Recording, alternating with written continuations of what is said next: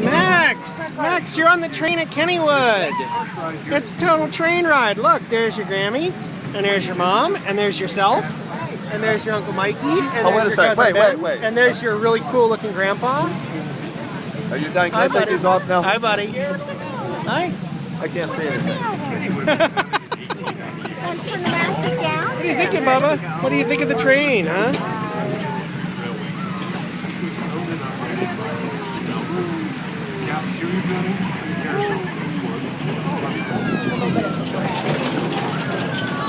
Or maybe it's this little spot. This spot is just there.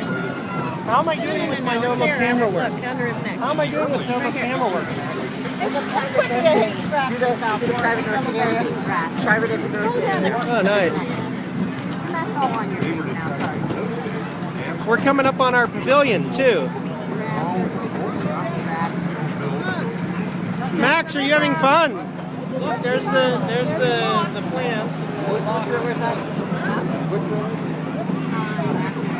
Edgar Thompson. Max, are you having fun, Bubba? Bubba, this is a great video of the back of your head. Okay, let's wait for the Edgar Thompson River. No. Do you know why they called the Edgar Thompson The plant? bushes are all too high. Andrew Carnegie owns U.S. Steel, and the president of the Pennsylvania Railroad is named Edgar Thompson. He wanted to sell metal steel for his rails, so he called the plant Edgar Thompson. Max, you having fun, Bubba? Are there any smiles in there? Yeah, you got some. We just passed it. We just passed it. Did they wave to us? There was, you couldn't see anybody. I didn't see any like crazy wild party going on. This is where we thought the smoke was there. Yeah, that's why. Max, are you having fun? Max. Bop, bop, bop, bop. Gonna dance. All right.